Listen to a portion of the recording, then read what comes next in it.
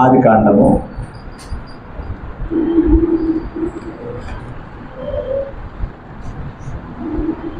15వ అధ్యాయము 6వ వచనం. అతడు యెహోవాను నమ్మెను. ఆదికాండము 15వ అధ్యాయము 6వ వచనం. అతడు యెహోవాను నమ్మెను. అది అది అతనికి నీతిగా ఎంచెను. అతడు ఆయన. ఇక్కడ అతడంటే ఎవరు? అబ్రహాము. ఆయన అంటే ఎవరు? దేవుడు. దేవుడిని ఎప్పుడు అతడు ఇతడు అనకూడదు. గ్రంథం అంతా దేవుడి గురించి ఏం రాసి ఉంది? ఆయన. ఆయన అనేది గౌరవమైన పదం. ఆయన అనేది గౌరవమైన పదం. కాబట్టి దేవుడిని ఎప్పుడు అతడు ఇతడు అనకూడదు. అలాగే స్త్రీలకి పురుషులు భర్తలు కాబట్టి భర్తను కూడా ఆయన అనే సంబోధించాలి. ఇతడు అతడు వీడు వాడు అనే భాష భర్తల దగ్గర స్త్రీలు వాడకూడదు. ఎందుకంటే భార్య శిరస్సు భర్త, భర్తకు శిరస్సు క్రీస్తు, క్రీస్తుకు శిరస్సు. కాబట్టి నువ్వు గౌరవంగా మాట్లాడవలసిన భాష ఏంటంటే ఆయన. అమ్మ ఆయన ఉన్నారు, మీ ఆయన గారు లేరా అంటే ఆయన లేరండి అనాలి. అతను ఎక్కడ ఉంటూ డీటెయిల్ పండండి అనకూడదు. అతను కాదు ఆయన అనాలి. అవుటర్స్ గురించి మాట్లాడినప్పుడు అతను ఇతను అనాలి. ఆయన అనేది యజమానికి ఇచ్చే గౌరవం. దేవుడు సర్వాధిపతి. దేవుడు సర్వాధిపతి. ఎప్పుడు దేవుడిని ఇతను అనకండి, అతను అనకండి, ఆయన అనండి. యేసు ప్రభువు కూడా ఆయన అనే పదాలే వాడబడ్డాయి. మనుషులకి, మిగతా మనుషులకి అతడు ఇతడు అని రాసింది. ఇక్కడ అతడు యెహోవాను నమ్మెను అని మోషే రాశాడు, కానీ అతడు దేవుని నమ్మెను అని ఉంటుంది. అబ్రహాం ఎవరు నమ్మాడు? దేవుని నమ్మెను, అది అతనికి నీతిగా ఎంచబడెను. ఇవి కొంచెం మీకు కష్టమే, ఇవి మీకు అర్థం అవ్వడం కొంచెం కష్టమే. అయినా సరే చెప్పక తప్పదు. ఎందుకంటే దేవుడెవరో ఎరగని లోకములో ఉండి ఎందుకు దేవుడిని నమ్మాలో అన్న విశ్వాసం లేని మనుషుల మధ్యలో నుండి ఇలాంటి విషయాలు నమ్మడం అనేది కష్టమైన విషయమే. పైపెచ్చు మన హృదయాలు, మన మనసులు ఎలాంటి అంటే కోతి టైపు. కోతి ఎప్పుడు స్థిరంగా ఉండదు. మీరు దాన్ని ఎప్పుడు పట్టుకోవడానికి ప్రయత్నం చేయకండి. నిజం సార్, కోతి ఎప్పుడు ఫ్లెక్సిబుల్గా ఉండదు. అది ఎప్పుడు ఎలా ఉంటుందో తెలియదు. మన హృదయాలు, మన మనస్సులు అలాంటి అచంచలం. అంటే ఏ ఆలోచన వస్తుందో ఎటు తిరిగిపోతాయో, ఏ బాధ వస్తుందో ఎటు తిరిగిపోతాయో, ఏ కోరిక వస్తుందో ఎటు తిరిగిపోతాయో, కళ్ళకి ఏం కనపడుతుందో ఎటు తిరిగిపోతాయో తెలియదు. అలాంటి హృదయాలతో, అలాంటి మనసులతో, అలాంటి హృదయాలు కలిగిన వారికి, అలాంటి మనసులు కలిగిన వారికి దేవుని వాక్యం చెప్పడం కష్టమే. వారికి అర్థమవుదనే సంగతి నాకు తెలిసినా సరే చెప్పక తప్పదు నాకు. కాబట్టి ఇది కొంచెం మీకు కష్టమే, అయినా సరే అమ్మ మాట్లాడకండి వినండి. అతడు యెహోవాను నమ్మెను, అది అతనికి నీతిగా ఎంచబడెను. ఎవరు నమ్మినోడు? ఎవరు? అబ్రహాం. అప్పుడు అబ్రహాముకు దేవుడు దాన్ని దేనిగా ఇచ్చాడు? నీతిగా ఇచ్చాడు. నీతి అంటే ఏంటి అనేది మనం ఆలోచిస్తే దేవుడిని నమ్మడమే నీతి అని చెప్పాడు. దేవుడిని నమ్మడమే నీతి. అది ఎలా నమ్మాలి అంటే దేవుడిని దేవుడిగా నమ్మడమే నీతి. విశ్వాసము ద్వారా నీతిమంతులుగా తీర్చబడ్డం అంటే దేవుడు దేవుడిని దేవుడిగా నమ్మడమే నీతి. అది ఎలాగంటే మనం చదువుతాం, ఎలాగా దేవుడు ఉన్నాడనియు లేడా? ఇక్కడ ఒక వచనం చెప్తాను చూడండి.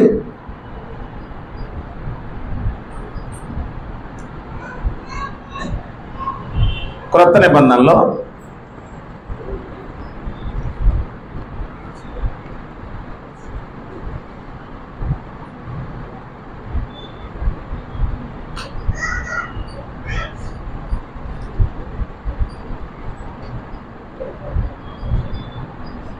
దేవుడు ఉన్నాడనియు తన్ను వెతుకు వారికి ఫలము దయచేయవాడనియు నమ్మవలను కదా అన్నాడు.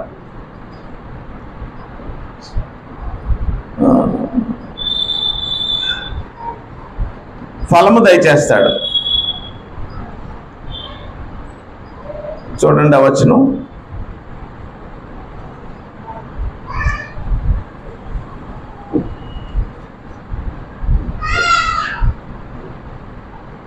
ఫలము దయచేయవాడు దేవుడు.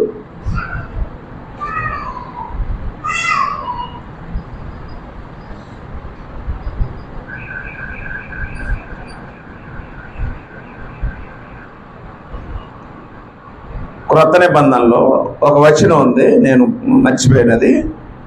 దేవుడు ఉన్నాడనియు తన్ను వెతుకు వారికి ఫలము దయచేయవాడు. వెరీ గుడ్, చదవండి. హెబ్రీ పత్రిక 11:6 విశ్వాసము లేకుండా దేవునికి ఇష్టడై ఉండుట అసాధ్యం. దేవుని యొద్దకు వచ్చువాడు దేవుడు ఉన్నాడనియు తను వెదకు వారికి ఫలము దయచేయవాడనియు నమ్మవలను కదా అన్నాడు.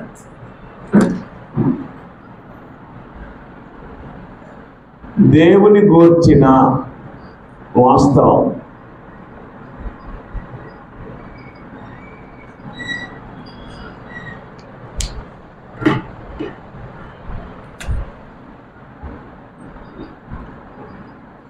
దేవుడు ఉన్నాడు అని నమ్మడము,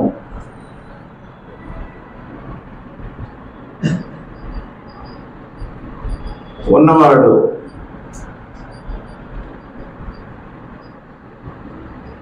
నమ్మినవాడు. 3 వచనాలు మనం చదువుకున్నాం.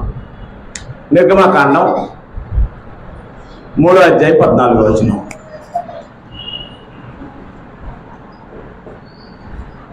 దేవుడే చెప్పాడు. దేవుడు నేను ఉన్నవాడను అనువాడనై ఉన్నానని. రైట్. దేవుడు ఎవరు? నిర్గమకాండం 3:14 మరియు ఆదికాండం 15:6 మరియు హెబ్రీ పత్రిక 11:6. విశ్వాసము లేకుండా దేవునికి ఇష్టడై ఉండుట అసాధ్యం. విశ్వాసము లేకుండా దేవునికి ఇష్టడై ఉండుట అసాధ్యం. Without faith it is impossible to believe in God. కాబట్టి దేవునికి వచ్చిన ఒక వాస్తవం ఏమిటి అంటే ఆయన ఉన్నాడు, దేవుడు ఉన్నాడు, ఉన్నవాడు. ఆయన ఉన్నాడు, ఉన్నవాడు అన్న వాస్తవాన్ని నమ్మడమే నీతి. అప్పుడు అలా నమ్మినటువంటి వ్యక్తి ఎవరు అంటే అబ్రహాం. అబ్రహాం ఎవరు నమ్మాడు?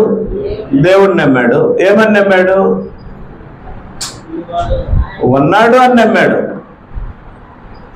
దేవుడు ఉన్నాడు అని నమ్మాడు. దేవుడు ఉన్నాడని నమ్మాడు. మోషే దేవుడిని ఏమని నమ్మాడు? ఆయన ఉన్నాడని నమ్మాడు. అబ్రహాము దేవుడు ఉన్నవాడని నమ్మాడు. మోషే దేవుడు ఉన్నవాడని చెప్తే నమ్మాడు. వారికి దేవుడు ఏ రూపాలు చూపించలేదు. దేవుడు వారికి ఏ రూపాలు చూపించలేదు. ఈరోజు దేవుణ్ణి నమ్మవలసిన వారు కానీ నమ్మించిన వారు కానీ ఏదో ఒకటి చూపిస్తున్నారు. మీరు ఎలాగుంటే మీకు అలా చేస్తాడు, మీరు ఎలా నమ్మితే మీకు అలా చేస్తాడు అని ఏదో ఒకటి చూపిస్తున్నారు. ఫోటో, సిలువ, ఆ క్రాస్, లేకపోతే ఆ డెకరేషన్, ఏదో ఒకటి చూపించి మనుషులు ఏం చేస్తున్నారు? నమ్మిస్తున్నారు. నువ్వు ఏదో ఒకటి చూసి దేవుణ్ణి నమ్మడం అనేది విశ్వాసము కాదు, నీతి కాదు. దేవుడు ఉన్నాడు, అది నమ్ము అంతే. ఏదో ఒకటి చూసి దేవుడిని నమ్మడం నీతి కాదు, దేవుడిని నమ్మడం కాదు. ఆయన ఉన్నాడు అని చెప్పాడు, నేను ఉన్నాను, నేను ఉన్నవాడని ఆయన చెప్పాడు, అది నమ్మడమే నీతి. గుర్తుంచుకోండి, ఏదో చేస్తాడని నమ్మడం నీతి కాదు. నేను ముందే చెప్పాను, ఇవి కొంచెం కష్టంగా ఉంటాయి మీకు. ఏదో చేస్తాడని నమ్మడం నీతి కాదు, ఆయన ఉన్నాడని నమ్మడమే నీతి. ఆయన ఏది చేయడు, లేదు ఏదైనా చేస్తాడు, ఆయనకు అసాధ్యమైనది ఏది లేదు. ఏదైనా చేస్తే దేవుడు ఉన్నాడని నమ్మడం నీతి కాదు. దేవుడు నాకు ఏది చేయలేదు కాబట్టి నేను నమ్మనడము నీతి కాదు. దేవుడు నాకు ఈ మేలులు చేశాడు కాబట్టి నేను నమ్మానని చెప్పేది నీతి కాదు.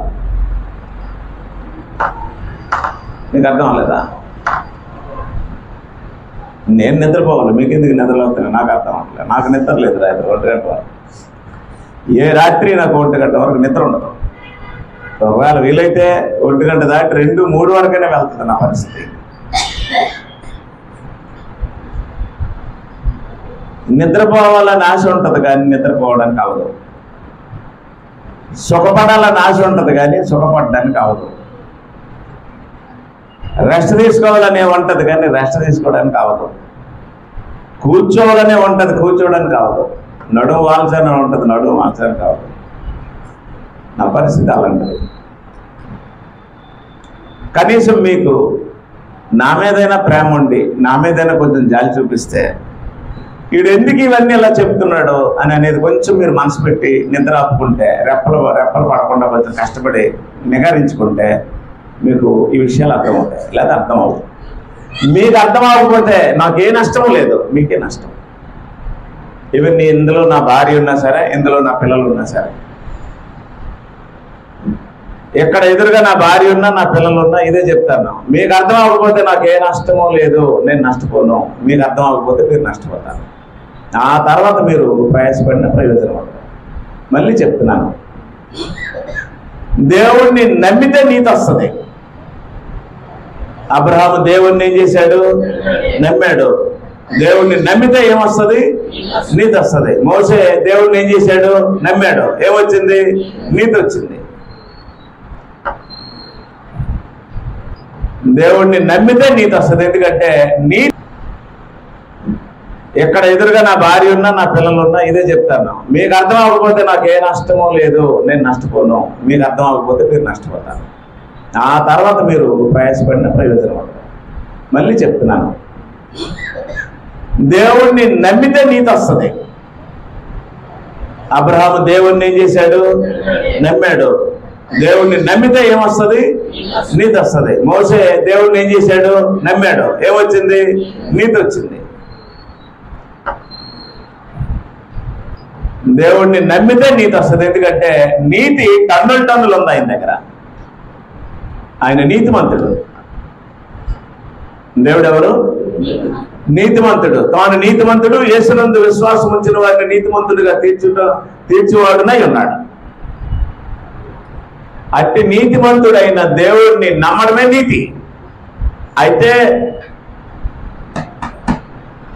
ఆయన ఏదో చేశాడని నమ్మితే నీతి రాదు.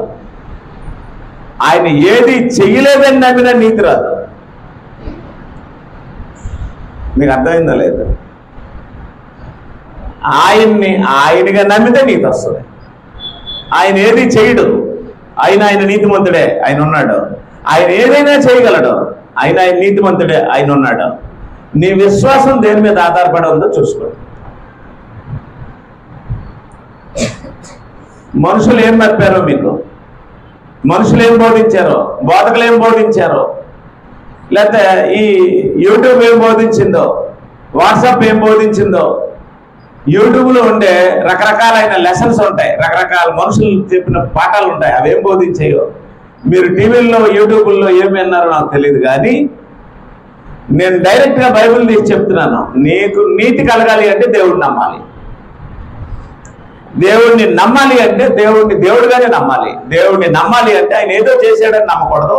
దేవుడిని నమ్మాలి అంటే అది ఆయన ఏది చేయలేదు కాబట్టి నేను నమ్మను అనకూడదు.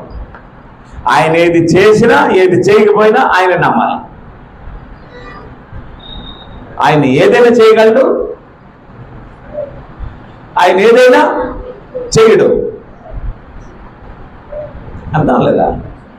He can do anything, nothing is impossible to him. He cannot do anything to you. నీకు ఏది చేయడు, అయినా నువ్వు నమ్మాలి. నీకు ఏదైనా చేయగలడు, అయినా నువ్వు నమ్మాలి. ఏదైనా చేస్తే నమ్మేది నమ్మకం కాదు, ఏదైనా చేస్తాడని ఆశించి నమ్మేది నమ్మకం కాదు. ప్రస్తుత బాధకలో నీకు దేవుడు ఏం చేశాడు అని చెప్తున్నారు. మీకు అర్థం అవట్లేదా? నా కోమలోకి వెళ్ళిపోయింది నేను, మీకు తెలుసో లేదో. ఒకేసారి 4 ఇంజక్షన్లు చేశాడు. ఏం జరిగిందో నాకు తెలియదు. విపరీతమైనటువంటి చలి, జ్వరం వచ్చేసి అన్కాన్షియస్ అయిపోయాను. నా ఒంటి మీద బట్టలు ఉన్నట్టు కూడా నాకు తెలియదు. అసలు ఏం జరిగిందో నాకు తెలియదు. నేను షాక్తో ఉన్నాను మంచం మీద. ఇంజక్షన్లు వరుసగా 4 చేశాడు. ఏం ఇంజక్షన్లు కూడా నాకు తెలియదు. వితిన్ మినిట్స్లో జ్వరం వచ్చేసింది, షివరింగ్ వచ్చింది, 2-3 గొంతలు నాకు తప్పిన ఆగట్లేదు. వాష్రూమ్కి వెళ్ళడమే గుర్తు. ఆ తర్వాత ఏం జరిగిందో తెలియదు. హాస్పిటల్కి తీసుకెళ్ళి పడేశారు. నేను హాస్పిటల్లో వాంతులు చేసుకున్నానన్న సంగతి కూడా నాకు తెలియదు. ఆ తర్వాత నేను లేచి చూసినప్పుడు ఎక్కడున్నానని అడిగారు. ఇది నాటకం కాదు, ఇది మిమ్మల్ని నమ్మించడానికి చెప్పడం కాదు. నిజంగా నేను ఎక్కడున్నానో నాకు అసలు తెలియదు. నా ప్రాణం ఏమైందో, ఆత్మ ఏమైందో, దేహం ఏమైందో కూడా నాకు తెలియదు. అలాంటి పరిస్థితి నాకు వచ్చింది. ఒకవేళ చాలామంది అనుకోవచ్చు, ఎంతమందికి వాక్యం చెప్తున్నాడు, ఇన్ని నీతులు చెప్తున్నాడు, ఈడిగే ఎందుకు వచ్చిందంటే, ఎస్ నాకైనా వస్తుంది. వస్తుందా రాదా? అప్పుడు నేను ఎవరి మీద అలగకూడదు. నేను ఇన్ని లెసన్స్ చెప్పాను, ఎంతమందికి బాప్తీసాలు ఇచ్చాను, ఎంతమందిని సత్యంలో నడిపించాను, ఇన్ని స్థానిక సంఘాలు కట్టాను, నాకెందుకు వచ్చింది అని నేను అలగకూడదు. నా భార్య కూడా అలగకూడదు. రాదా? కష్టాలు రావా? బాధలు రావా? ఇబ్బందులు రావా? శ్రమలు రావా? శోధనలు రావా? వస్తాయి రావా? వీటి నుండి దేవుడు నన్ను తప్పించాలి అని నమ్మడం తప్పు. వీటి కొరకే దేవుడిని నమ్మడం కూడా తప్పు. మరి ఎందుకు నమ్మాలి, ఎలా నమ్మాలి అంటే ఆయన ఉన్నాడని నమ్మాలి అంతే. అది హెబ్రీలకు రాసిన పత్రికలో రాసి ఉంది. ఇప్పుడు చదవండి, మీకు అర్థమవుతుంది ఆ వచనం. అంటే హెబ్రీ పత్రిక 11వ అధ్యాయం ఎంత ఫేమస్ వాక్యం అంటే, ఎంత కంఠస్థం అంటే నాకు అది మర్చిపోయింది నేను. విశ్వాసం లేకుండా దేవునికి ఇష్టడై ఉండుట అసత్యం. దేవుడు ఉన్నాడని తను వెతుకు వారి ఫలం దయచేయడం వారిని నమ్మవాలని కదా అని రాసి ఉంది. దేవుడు మీకు ఏదైనా చేశాడని దేవుడు నమ్మాలా? దేవుడు మీకు ఏదైనా చేయలేదని దేవుడిని నమ్మాలా? దేవుడు మీకు ఏదైనా చేస్తాడని దేవుడు నమ్మాలా? దేవుడు ఉన్నాడని దేవుడు నమ్మాలా? బైబిల్ ఏం చెప్పిందంటే, నన్నుగా నమ్మండి, నేనేదో చేస్తానని నమ్మకండి అన్నాడు. ఎందుకంటే ఆయన ఏదైనా చేయగలడు, కానీ ఆయన చేయడు. మీకు అర్థమైందో లేదు? ఆయన ఏదైనా చేయగలడండి, కానీ మీకు చేయడు. లేదా ఆయన ఏదైనా చేయగలడు, మీకు ఏదైనా చేస్తాడు. ఆయన చేయగలడు, చేయడు. మన ఫెయిత్ అనేది ఆయన చేసే దాని మీద ఆధారపడకూడదు. మన విశ్వాసం అనేది ఆయన చేస్తాడని ఆశపడి నమ్మకూడదు. ఆయన ఉన్నాడని నమ్మడమే. ఎక్కిందా? మనసులోకి ఎక్కిందా? అబ్రహాం ఎవరు నమ్మాడు? ఏం చేశాడని నమ్మాడు? ఏమీ చేయలేదు, కానీ నమ్మాడా లేదా? ఏమీ చేయలేదు కాబట్టి నమ్మాడు. మరి ఎలా నమ్మాడు? ఆయన ఏదైనా చేయగలనని నమ్మాడు. మళ్ళీ ఎలా నమ్మాడు? ఆయన ఏదైనా చేయగలడని నమ్మాడు. మళ్ళీ ఎలా నమ్మాడు అంటే, ఆయనకి నచ్చితే చేస్తాడు, నచ్చకపోతే ఆయనకి ఇష్టపడితే చేస్తాడు, లేకపోతే లేదు. నేను నమ్మాను కాబట్టి డెఫినెట్ గా నాకే చేస్తాడు అని అనుకోకూడదు. అర్థమైందా?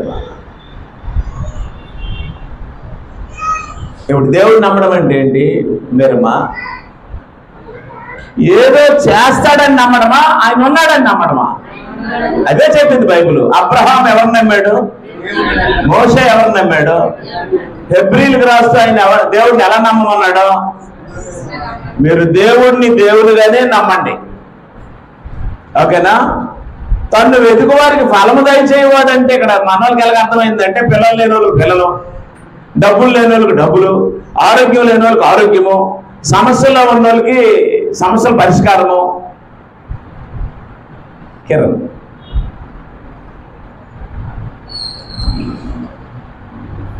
నో, అలాంటి చేయడు ఆయన.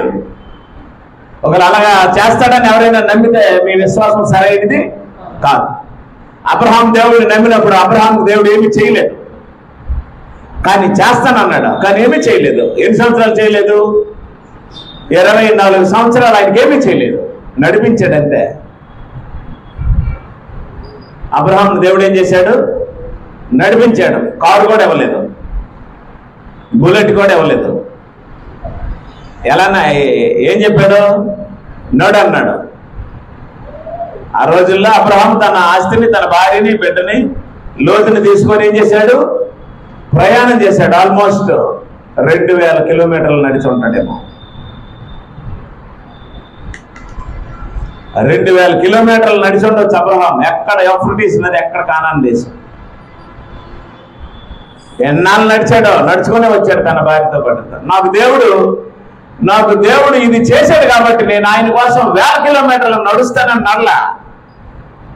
దేవుడు నన్ను ఆశీర్వదించి నాకు ఎంత ఇచ్చాడు కాబట్టి నేను దేవుడితో నడుస్తానని నడలా. అప్పటికి దేవుడు అబ్రహాంకి ఏమీ ఇవ్వలేదు, ఏమీ చేయలేదు. కానీ అబ్రహాము ఎవరు నమ్మాడు? దేవుడు నమ్మాడు. ఎందుకు నమ్మాడు? ఏదైనా చేస్తానని నమ్మాడా? దేవుడిని దేవుడిగా నమ్మాడా? నమ్మకం అంటే అది, దాని ఫలమే నీతి. ఇక్కడ ఫలం అనేసరికి మనకి ఏమర్థమైందంటే, ఫలం అంటే ఏదో బెనిఫిట్. నమ్మండి మీకు బెనిఫిట్ ఉంటుంది అన్నారు అనేసరికి ఏదో బెనిఫిట్ అనమాట. కరెక్ట్గా నమ్మేసరికి ఇలాగ బాప్తిజం తీసుకున్నారు, ఇలాగ నమ్మేసరికి వెంటనే అలా ఆవిడ నెల తప్పింది. ఆ కోడలో మంచి బిడ్డని ప్రసవించింది. అప్పుడు విశ్వాసం బలపడిపోతాయి. మాకేమి ఇచ్చాడు దేవుడు? మంచి గర్భఫలం ఇచ్చి దేవుడు. నువ్వు నమ్మకపోయినా ఇచ్చేస్తాడు అతను. క్షమించండి, నువ్వు నమ్మకపోయినా ఇచ్చేస్తాడు ఆయన. ఇప్పుడు వీళ్ళ కోడలో ఏ దేవుడు నమ్మింది? నేను డెలివరీ అయ్యింది మా అన్న, బిడ్డ పట్టలేదా? అది విశ్వాసం కాదు. ఆశించి దేవుణ్ణి నమ్మేది విశ్వాసమే కాదు.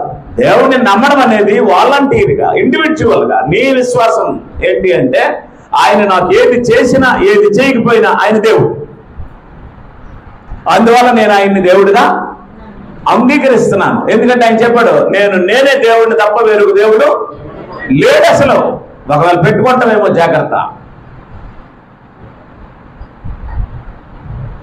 అసలు పేపర్ లేనప్పుడు నమ్మేశాడు కదా ఆయన. పేపరు పెన్ను లేనప్పుడు నమ్మాడు. మన ఇంట్లో చూడండి ఎన్ని నోట్స్లు ఉంటాయి, మన ఇంట్లో చూడండి ఎన్ని పెన్నులు ఉంటాయి, మన ఇంట్లో చూడండి ఎన్ని బైబిళ్ళు ఉంటాయి, మన ఇళ్ళంటే చూడండి ఎన్ని బైబిల్ రిలేటెడ్ పుస్తకాలు ఉంటాయి, మన సిటీస్ లో చూడండి ఎన్ని బైబిల్ బుక్ స్టోర్స్ ఉంటాయి. పేపర్ లేనప్పుడు, పెన్ను లేనప్పుడు, 66 పుస్తకాలు రూపం లేనప్పుడు, గ్రంథమే లేనప్పుడు అబ్రహాం ఎవరు నమ్మాడు? ఒక్కటే మాట, నన్ను నమ్మంటే నమ్మాడు అంతే. అది ఆయనకి ఫలం. ఏంటా ఫలం అంటే? నీతి. నీకు నీతి ఏంటంటే, నీకు కనబడని దేవుడు ఉన్నాడని నమ్మడమే నీతి. నీకు అనీతి ఏంటంటే, కనిపించిన ప్రతిదీ దేవుడని నమ్మడమే అనీతి. ఎందుకంటే దేవుడు అదృశ్యుడు. ఓకేనా? దేవుడు అదృశ్యుడు. ఇప్పుడు చెప్పండి, చాలా స్థానిక సంఘాల్లో దేవుడు ఏదో చేశాడని, దేవుడు ఏదో చేయలేదని, చేశాడని లోపలికి వచ్చి చేయలేదని లోకంలోకి వెళ్ళిపోతున్నారు. మీకు అర్థం అవ్వలేదా? ఏం దేవుడు అండి? నమ్మేం కానీ మాకు అనుకున్నది జరగట్లేదు, అనుకున్నవి ఏవి అవ్వట్లేదు, ఏం దేవుడు అండి అని మళ్ళీ వెనక్కి వెళ్ళిపోతున్నారు. ఏదో చేస్తాడని వచ్చి ఏది చేయలేదని వెళ్ళిపోయిన వాళ్ళు అసలు విశ్వాసులే కాదు. పాయింట్ అర్థమైందా? ఆయన ఏదైనా చేయగలడు, ఆయనకు అసాధ్యమైనది ఏమీ లేదు. కానీ ఆయన చేయడు. చేయగలిగే సత్తా సామర్థ్యం ఉన్న దేవుడు కానీ చేయడు. చేయకపోయిన ఆయన దేవుడే, చేసిన ఆయన దేవుడే. అయితే ఇక్కడ నీకు భౌతికమైనవి ఏం చేశాడు ఏం చేయలేదనే పక్కన పెడితే ఆయన నమ్మితే వచ్చే ఫలం ఏంటి? నీతి. అది ఆయనకి కావాలి. మనం నీతిగా ఉండాలి అంటే ఎవరిని నమ్మాలి? ఏం చేశాడని నమ్మాలి. ఆయన ఏం చేయడు, ఆయన్నే నమ్మాలి. ఆయన ఏదైనా చేస్తాడు, ఆయన్నే నమ్మాలి. ఎందుకంటే ఆయనే దేవుడు, ఆయన తప్ప మరొక దిక్కు లేదు మనకి, మరొక ఆధారం లేదు మనకి. మన కొండ కోట ఆశ్రయము దుర్గము అన్నీ ఆయనే. మన జననము జీవనము మరణము అన్నీ ఆయనే. మన జీవితానికి కర్త కర్మ క్రియ అన్నీ ఆయనే. ఈ సృష్టికి ఆధారభూతుడు ఆయనే. ఆయన సర్వాధిపతి. నీ పాపాలు నీ బలహీనతలు ఒప్పుకునేది ఆయన దగ్గరే. నీ అవసరాలు తీర్చుతున్నందుకు కృతజ్ఞతలు చెప్పేది ఆయన దగ్గరే. నీకు జీవితము బిడ్డని పిల్లల్ని నీకు ఇల్లు వాకిలి సమస్తం ఇచ్చినవాడు ఆయనే. ఒకవేళ ఉన్నా పోయినా సరే నీకు నీతి అనేది శాశ్వతం అవ్వాలి అంటే దేవుడిని నమ్మాలి. నేను ఎందుకు ఇంత స్ట్రెస్ ఇచ్చి ఇంత గట్టిగా చెప్తున్నానంటే ఇంత లిటరేచర్ ఉన్నటువంటి టైంలో కూడా మనం దేవుడిగా నమ్మట్లేదు. ఏమీ లేనప్పుడు, బిడ్డలే లేనప్పుడు అబ్రహాం ఎవరు నమ్మాడు? దేవుడిని నమ్మాడు. నేడు మోసగాలు వచ్చి దేవుడిని నమ్మితే మీకు ఎలా జరుగుతుంది, దేవుడిని నమ్మితే మీకు అలా జరుగుతుంది అని చెప్తున్నారు. దేవుడిని నమ్మితే ఎలా జరుగుతుంది అలా జరుగుతుందని గ్రహించి దాన్ని మీద బేస్ అయి నమ్మడం నీతే కాదు. సరే, యోబు నీతిమంతుడేనా? నీతిమంతుడు కదా. నీతిమంతుడు అంటే అర్థం ఏంటంటే చెడుతనమును విసర్జించిన వాడు అని అర్థం. ఎవరు చెడు పనులు చేస్తారో వారు నీతిమంతులు కాదు. ఏ నీతి అంటే స్వనీతి కూడా ఉండదు ఆమెకి. యెహోవా యందు భయభక్తులు కలిగి చెడుతనమును విసర్జించాడు యోబు. ఆయన 10 మంది పిల్లలు ఒకే రోజు చనిపోయారు, ఒకరు కాదు. మళ్ళీ ఆయన పిల్లలకి మన పిల్లలకి తేడా ఏంటంటే ఆయనకి 7 కొడుకులు, 7 అజనబాహులు అందగాళ్ళు, 3 కూతుర్లు అందగత్తలు. యోబు పిల్లలంత సౌందర్యం గల పిల్లలు ఆ దేశంలో ఆ ప్రాంతంలో లేదు. అలాంటి పిల్లలు ఒకే రోజు చనిపోతే ఆయన అన్నాడు, పుట్టించడానికి ఆయనకు అధికారం ఉంది, తీసుకెళ్ళిపోవడానికి ఆయనకు అధికారం ఉంది. ఆయన దేవుడు, ఆయన ఏది చేసినా కరెక్ట్ అన్నాడు. అది మనకు జరిగితే మనం ఆరాధన మానేస్తాం. అలాంటి మన ఇళ్లలో జరిగితే మనం దేవుడిని వదిలేస్తాం. మనకి ప్రతికూలమైన సంఘటనలు ఎక్కడైనా మన జీవితంలో జరిగితే మన బంధువులే వచ్చి మనల్ని దేవుడిని వదిలేమంటారు. ఏమి దేవుడు, ఏమి నీతి, ఏం సంఘం, ఏం ఆరాధన, ఇదే నేను నమ్ముకున్నందుకు నీకు జరిగిందని. అవునా? వాళ్ళు వచ్చి ఏం చేస్తారు అంటే మనకి సలహాలు ఇస్తారు. నేను వాస్తవం చెప్తున్నాను. అయ్యా దేవుడు దేవుడు దేవుడు అని నమ్మావు, ఏంట్రా మీ దేవుడు నీకు చేశాడు అంటారు. ఆవిడ మరీ భయంకరమైన మనిషి. నాకు తెలిసి ఏ పురుషుడికి అలాంటి భార్య ఉండకూడదు. ఆవిడ చాలా భయంకర, ఆవిడ దేవుడినే దూషించమంటుంది. మరి ఆవిడ ఎక్కడ నేర్చుకుందా వాక్యం? ఏం చూసిందో ఆయన భర్తలో ఉండే భక్తి. కాబట్టి దయతో నా మాటలు మీరు వినండి. అబ్రహాం ఎవరు నమ్మాడు? దేవుడిని నమ్మితే ఏమొచ్చింది? కొడుకుని ఇస్తావా నమ్ముతానని అన్నాడా? ఆశిస్తావా నమ్ముతానని అన్నాడా? రోగాలు బాగు చేస్తావా నమ్ముతానని అన్నాడా? పోనీ ఆ ఆశ మీదే నన్ను నమ్మాడా? అన్నో. అబ్రహాం అలాంటి వాడు కాడు. ఒకటే మాట, ఆయన ఎవరిని నమ్మాడు? ఏమని నమ్మాడు? ఆయన దేవుడు, నమ్మదగిన వాడని నమ్మాడు, అంతే.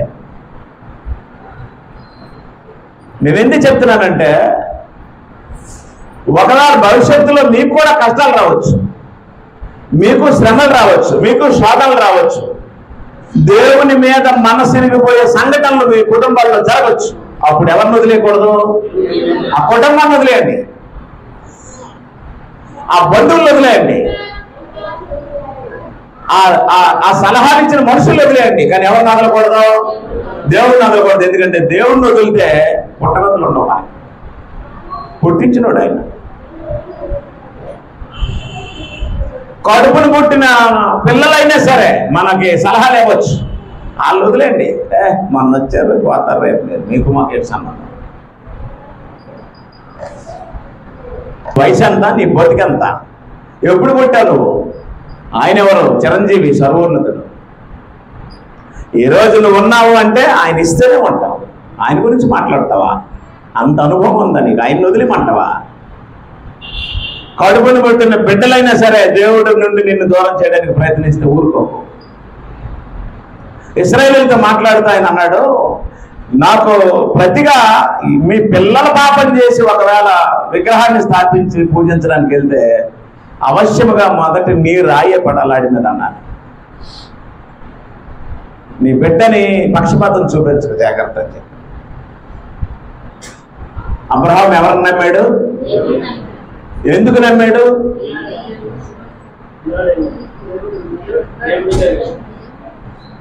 ఆయన ఉన్నాడు, ఆయనే దేవుడు.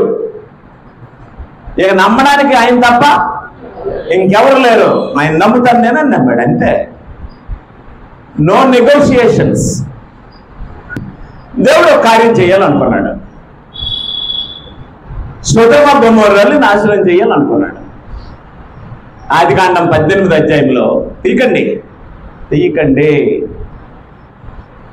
అది అక్కడ ఉంటది, మీరు రాసుకుని ఇంటికి వెళ్ళి చూసుకోండి. అబ్రహాం ఎండవేళ సింధూరు వృక్షం దగ్గర కూర్చున్నాడు. 3 వ్యక్తులు అబ్రహాం దగ్గరికి వెళ్ళారు. బైబిల్ బోధకులు తండ్రి, కుమారు, పరిశుద్ధాత్మ అనేసారు. ఎక్కడ 3 కనబడితే వాళ్ళు ఏమనేస్తున్నారు?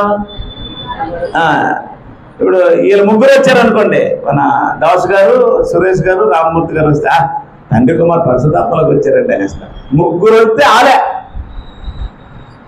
ఇంకా తెలియదు కానీ సరిగా తూర్పు దేశ జ్ఞానంలోకి వచ్చారండి అని కూడా అనేస్తారు వాళ్ళు 3 అనుకోని. ఎండవేళ అబ్రహాం దగ్గరికి 3 వ్యక్తులు వెళ్ళారు. వారు దేవదూతలు.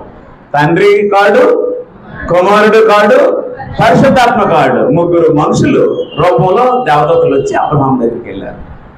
అబ్రహాము మర్యాదస్తుడు, కోటీశ్వరుడే, అట్ ద సేమ్ టైం మర్యాదస్తుడు. అపరిచితులైనా సరే అన్నం పెట్టి పంపించే స్వభావం అయింది.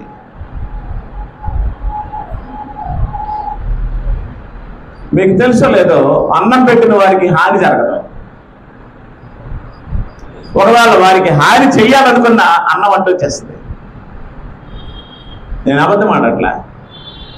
మీరు నాకు అన్నం పెట్టారు, మీ ఇంటికి నా వల్ల ఇప్పుడు హాని జరగదు. ఒకవేళ హాని చేయాలని దుర్మార్గం నాలో పుట్టిన ఆ అన్నం అడ్డు వచ్చేస్తుంది. వీళ్ళు నాకు అన్నం పెట్టారని. అవునా కాదా?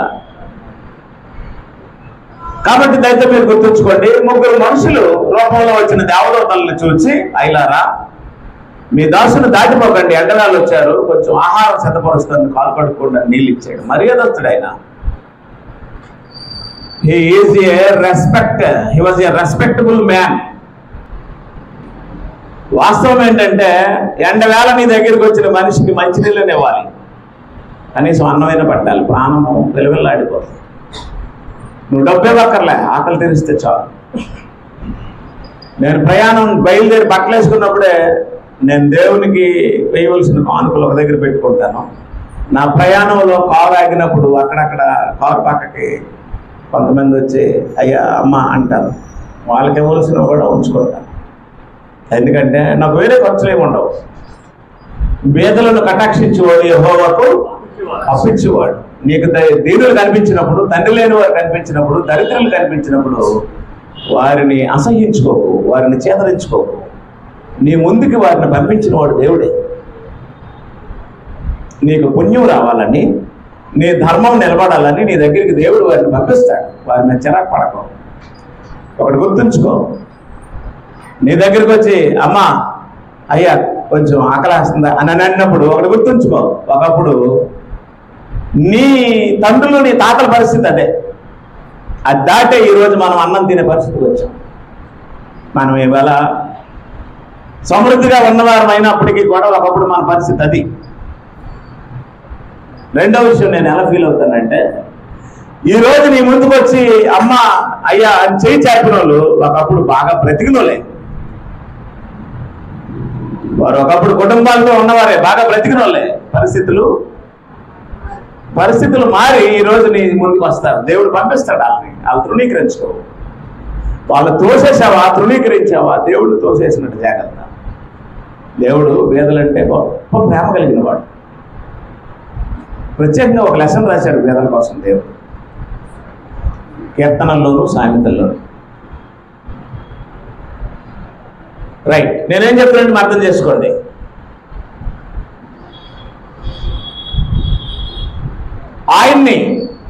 ఆయనగానే అంగీకరించు, ఆయనగానే నమ్ము. ఈ ఎండగాలు వచ్చినటువంటి ముగ్గురు దేవదూతలకి మంచి భోజనం పెట్టాడు, ఆతిథ్యం ఇచ్చాడు. బైబిల్లో ఏం రాసి ఉందంటే, మీకు వాక్యం చెప్పేవాడికి శ్రేష్టమైన పదార్థాలన్నింటిలోనూ భాగం ఇవ్వండి అని రాసి ఉంది. నేనేం చెప్తానంటే, శ్రేష్టమైన వ్యవహారలా, చింతపేక చాలు, అన్నం పెడితే చాలు.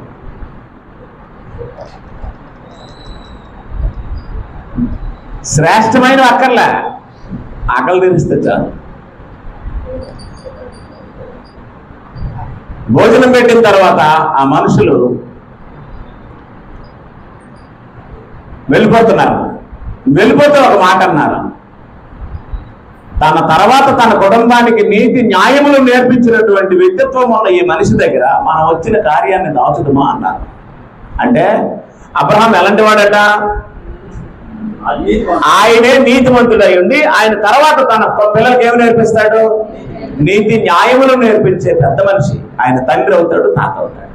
అప్పుడు ఆయన పిల్లలు లేరు ఇంకా అని అప్పుడు వాళ్ళు చెప్పారు, మేము వెళ్ళిపోతున్నామంటే దూరంగా వారికి వెళ్ళి సాగనంపి చెప్పాడు, అబ్రహామా అసలు మేము ఎందుకు వచ్చామో తెలుసా అంటే, నాకు తెలియదండి, సొదొమ గొమొర్రాల మొర దేవుని సన్నిధికి వచ్చింది, వాటి గతిని మార్చడానికి వచ్చామన్నా. అలాగండి, వాటిని నాశనం చేసేస్తామన్నా. అప్పుడు అబ్రహాం 10 మంది ఉన్నా వదిలేయండి అన్నాడు. ఓకేనా? అంటే ఇప్పుడు ఒక మాట మీకు చెప్తున్నాను, మీరు ఏదైనా ఒక నిర్ణయం చేశారనుకోండి, ఏదైనా చెయ్యాలనుకొని, ఏదో మంచి కార్యం ఏదో చేయాలనుకున్నారు, నాకు చెప్పాలా? నాకు చెప్పాల్సిన అవసరం ఉందా? అది మీ వ్యక్తిగతం. మేము ఏదైనా ఒక కార్యం చేయాలనుకున్నాం అనుకోండి, మీకు చెప్పాలా? మీకు చెప్పాల్సిన అవసరం లేదు, అది నా వ్యక్తిగతం. అవునా? ఇప్పుడు కార్యం చేయాలనుకున్న వాడు ఎవరు?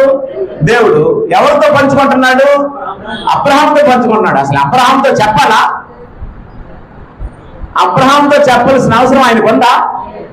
మీకు అర్థం అట్లా. అబ్రహాం ఎవరు?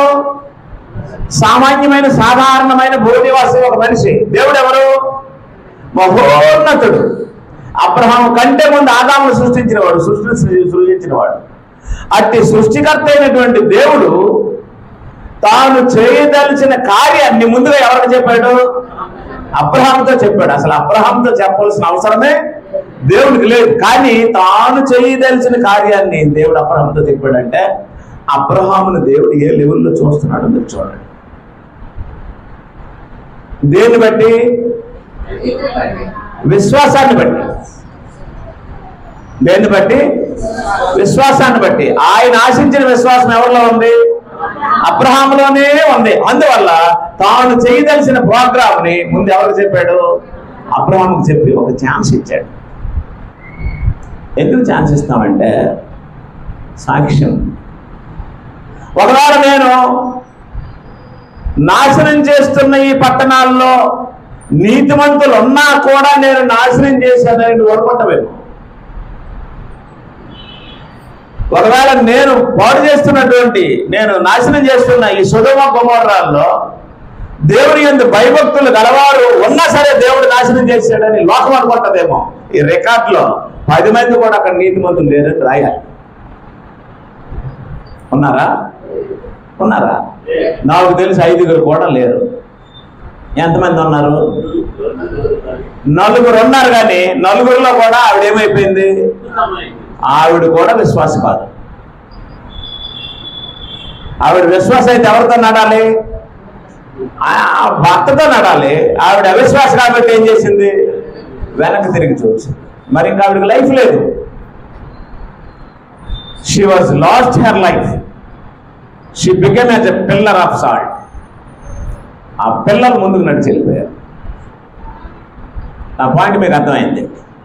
తాను చెయ్యాలనుకున్న ప్రోగ్రామ్ని, తాను చెయ్యాలనుకున్న సంఘటనని ఒక మానవుడికి దేవుడు తెలియజేసాడంటే ఏ క్వాలిఫికేషన్తో ఈయనకి చెప్పాడు, ఉందని ఈయనకి చెప్పాడు అంటే వీళ్ళు ఏ క్వాలిఫికేషన్స్ లేవు, ఒకటే ఉంది. ఏంటది? విశ్వాసం. ఓకేనా? ఇప్పుడు బైబిల్ మనకేం చెప్పిందంటే నీ విశ్వాసాన్ని ఏం చేయాలి? నీ విశ్వాసం ఏమై ఉండాలి? నువ్వు ఎలాంటి విశ్వాసమై ఉండాలి అంటే ఆయన ఏం చేశాడు, ఏం చేయలేదు అనే దాని మీద ఆధారపడడం నీ విశ్వాసం కాదు. ఆయన భవిష్యత్తులో నీకు ఏదైనా చేస్తాడనేది కూడా నీ విశ్వాసం కాదు. ఆయన ఏదో చేస్తాడని ఆశించి నువ్వు రావడము విశ్వాసం కాదు. విశ్వాసం అంటే ఏంటంటే ఆయన ఉన్నాడు అంతే. అవునా? అబ్రహాము దేవుడు బిడ్డనిచ్చినందుకు నమ్మిను అని రాసి ఉందా? అబ్రహాము దేవుడు నమ్మిన అని రాసి ఉందా? అబ్రహాము దేవుడిని నమ్మిను. కాబట్టి ఇప్పుడు నీతి అంటే ఏంటి? ఏం చేశాడని నమ్మడం. ఏమి చేసినా ఆయన నమ్మకూడదు, ఏమి చేయకపోయినా ఆయన నమ్మకూడదు. మరి ఎలా నమ్మాలి? ఆయన ఉన్నాడని నమ్మడమే. ఆ నమ్మకం ఆయనలో ఉన్నాడు. అప్పుడు దేవుడు ఆయన ఏం చేశాడంటే యాకోబు పత్రిక 2వ అధ్యాయము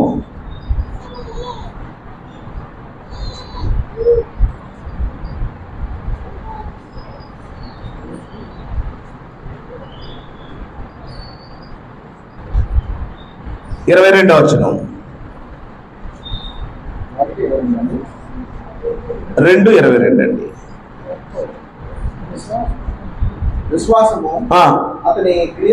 విశ్వాసం అతని క్రియలతో కూడా కార్యసిద్ధి కలుగజేసిననియు క్రియల మూలముగా అతని విశ్వాసము పరిపూర్ణమైనదనియు.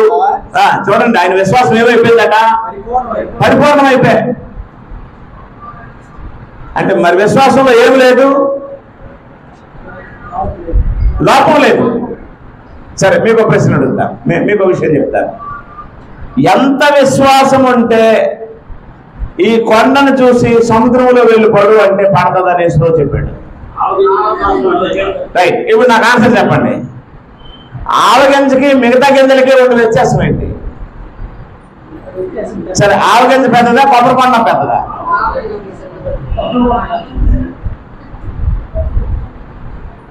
ఆవగింజ పెద్దదా, తాటికాయ పెద్దదా? ఆవగింజ పెద్దదా, గుమ్మడికాయ పెద్దదా? మీరు ఏ గింజలు తీసుకోండి, ఆవగింజ గింజలన్నిటికంటే చిన్నది ఉంటుంది. చోడి గింజ కూడా చిన్నదే ఉంటుంది, దానికి గుర్రం ఉండదు. కానీ ప్రభువు ఆవగింజనెత్తి ఏం చెప్పాడంటే ఆవగింజ అంత విశ్వాసం ఉంటే ఈ కొండను చూసి నువ్వు సముద్రంలో వెళ్ళిపోడంటే కొండ ఎక్కడికి వెళ్ళిపడుతుందట? సముద్రంలోకి వెళ్ళిపడుతుందట. అవునా? సరే, ఇప్పుడు మీరు నా ప్రశ్న ఏంటంటే అబ్రహాం విశ్వాసము ఆవగింజ అంతే ఉందా, ఇంకంతకంటే పెద్దది ఉందా?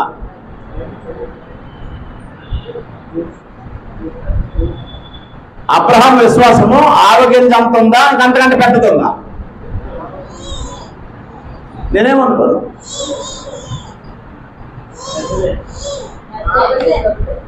వినపడట్లా.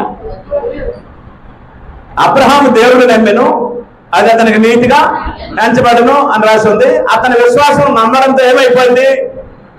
పరిపూర్ణమైపోయింది. ఇక్కడ రాసి ఉంది ఆయన విశ్వాసం ఏమైపోయింది?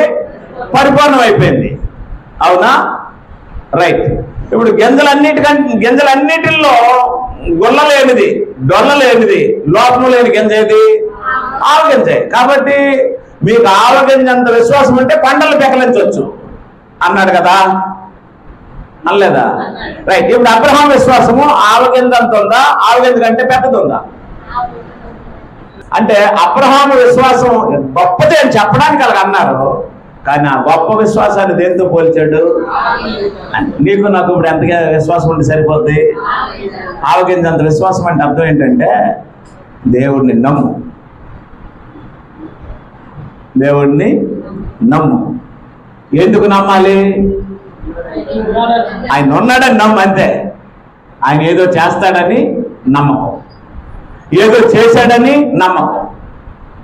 ఏదో చేస్తాడని నమ్మిన అవాసపాలైపోతాం, ఏదో చేశాడని నమ్మిన అవాసపాలైపోతాం. ఆయన ఏది చేసినా ఏది చేయకపోయినా ఆయన దేవుడు, ఆయన ఉన్నాడు.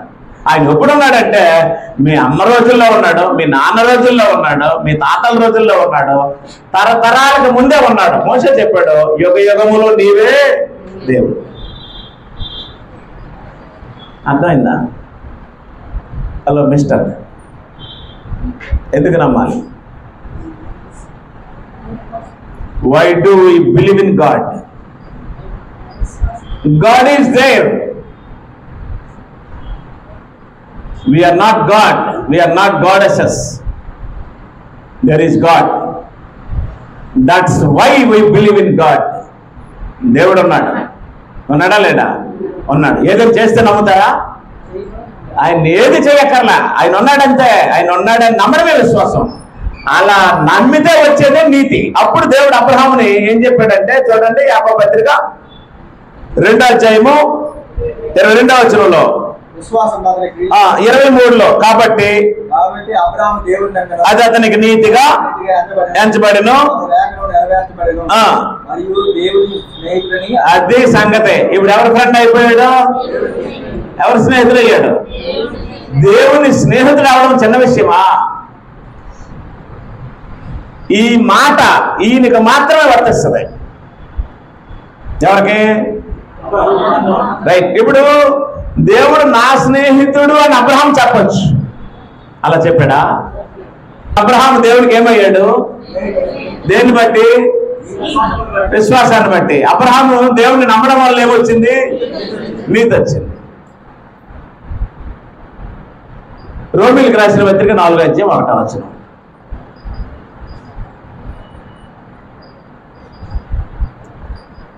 కాబట్టి శరీర విషయమై మన మూలపురుషుడు అబ్రహాము ఏమి దొరికానని అందము. అబ్రహాము క్రియల మూలముగా నీతిమంతుని తీర్చబడి వల్ల అతనికి అత్యాసము కలుగుదు కానీ అది దేవునికి కలగదు. క్రియల వల్ల నీతిమంతుడయ్యాడా? విశ్వాసం వల్ల నీతిమంతుడయ్యాడా? అప్పటికి ఏ క్రియలు లేవు. ఈయన ఏ క్రియలు చేయలేదు, ఆయన అబ్రహాంకి ఏ క్రియ చేయలేదు. ఒకటే చెప్పాడు, నేను దేవుడిని, నా మాట విను అంటే, ఎస్ నువ్వు దేవుడివి, నీ మాట వింటాను అన్నాడు. ఎన్నో సంవత్సరాలు బట్టి జరుగుతున్న వ్యాపారాన్ని, ఎన్నో సంవత్సరాలు బట్టి జరుగుతున్న విగ్రహారాధనని, ఎన్నో సంవత్సరాలు బట్టి పూజిస్తున్న శిలా ప్రతిమల్ని విడిచిపెట్టి దేవుని మాట మీద వచ్చేటువంటి ఆ సమస్య విషయము. అలాంటి విశ్వాసం అబ్రహాం విశ్వాసం. కాబట్టి ఇప్పుడు అబ్రహాం ఎవరికి స్నేహితుడయ్యాడు? దేన్ని బట్టి? ఎక్స్పోర్ట్ ఇంపోర్ట్ని బట్టి కాదు, బిజినెస్ బట్టి కాదు, ఫెయిత్ని బట్టి. ఓకేనా? అబ్రహాంకి బిడ్డనిచ్చాడు కాబట్టి అబ్రహాం దేవుడిని నమ్మలా. బిడ్డని ఇవ్వకముందే అబ్రహాం దేవుడిని నమ్మాడు. మీరు ఎప్పుడు గుర్తుంచుకోవాల్సిన విషయం ఒకటే, నా వైపు చూడండి. ఇప్పుడున్న పరిస్థితి ఎలా ఉన్నా, ఈ పరిస్థితి నుంచి మనం ఇంకా దిగజారిపోయినా, ఇప్పుడున్న ఆరోగ్యం ఎలాగున్నా, ఈ ఆరోగ్యం ఇంకా క్షీణించిపోయినా, ఇప్పుడున్న పిల్లలు మన కళ్ళ ముందున్నా, ఆ పిల్లలు చచ్చిపోయిపోయినా, ఇప్పుడున్న భార్య బిడ్డలు మన ముందున్నా, అది పోయినా సరే మనం ఎవరిని విడిచిపెట్టకూడదు. అది ఇప్పుడు గుండెల్లో రాసుకోండి. ఎందుకంటే ఆయన దేవుడు. ఎందుకు ఇవన్నీ నేను చెప్పానంటే, ఇవన్నీ ఆయన ఇచ్చినవే. ఇవన్నీ ఎవరిచ్చారు? ఆయన ఇచ్చినవి. ఆయన వదిలేస్తే పుట్టగతులు ఉండవు. అర్థమైందమ్మా? ఈరోజు పిల్లలు ఉండొచ్చు, పోవచ్చు. ఈరోజు భర్త ఉండొచ్చు, పోవచ్చు. ఈరోజు భార్య ఉండొచ్చు, పోవచ్చు. ఈరోజు ఉద్యోగం ఉండొచ్చు, పోవచ్చు. డబ్బు ఉండొచ్చు, పోవచ్చు. కానీ దేవుడు చిరంజీవి. ఒక్క మాట చెప్తాను, నా వైపు చూడండి. అసలు మనమే ఉండొచ్చు, పోవచ్చు. మనకే అడ్రస్ ఫిక్సిబుల్ కాదు. ఇక్కడ ఆయన మాత్రం ఉంటాడు. మీ నాన్నగారి టైంలోనే ఉన్నాడు, ఆయనకు అన్నం పెట్టి తెచ్చి పోషించాడు. మీ అమ్మగారి టైంలో ఉన్నాడు, ఆవిడకి అన్నం పెట్టి పెంచి పోషించాడు. ఇప్పుడు నీ టైంలోనే ఉన్నాడు, నీకు అన్నం పెట్టి పెంచి పోషిస్తున్నాడు. నీ పిల్లల టైంలోనే ఉంటాడు. నువ్వు చూడవు కానీ నీ మనవలు మనవరాళ్ళు వాళ్ళ పిల్లల టైంలో కూడా దేవుడు ఉంటాడు. ఇవాళ నీకు పోషించి అన్నం పెట్టంటే వాళ్ళని పోషిస్తాడు. ఆయన చిరంజీవి, మనం చిరంజీవులము భూమి మీద. కాబట్టి దేవుడిని నమ్మడం అంటే బోధకులు ఏం బోధించారంటే, నమ్మండి, దేవునికి అసాధ్యమైనది ఏదీ లేదు, ఆయన ఏదైనా చేస్తాడు, కార్యాలు జరుగుతాయి, నమ్మండి. నమ్ముట మీ వల్ల అయితే నమ్ము ప్రతివానికి సమస్తము సాధ్యం చేస్తాడు. నమ్మండి, మీరు నమ్మండి. చెప్పానా? నమ్మని చెప్పానా? మీకు జరిగింది కదా, మరి ఏంటనుకుంటున్నావు సేవకుడు అంటే? నేను చెప్తే అన్న మగపిల్లనే పడతారా? నేను చెప్తే సమస్యలు క్లియర్ అయిపోతాయి అంటున్నారు లేదా? అది అసలు విశ్వాసమే కాదు. నువ్వు చెప్పడం ఏంటి? నీ మొహం. దేనికోసమో దేవుడిని నమ్మకూడదు, దేవుడు ఉన్నాడని నమ్మాలంతే. అది క్లియర్గా రాస్తుంది. అబ్రహాము దేవుణ్ణి నమ్మెను, అది అతనికి నీతిగా, అంతే. ఆ విశ్వాసాన్ని ఎప్పుడు విడిచిపెట్టకండి. ఇవాళ సాల్మన్ రాజు ఉండొచ్చు, సాల్మన్ రాజు చచ్చిపోవచ్చు, సాల్మన్ రాజు శాశ్వతం కాదు, దేవుడే శాశ్వతం. మీ అందరికీ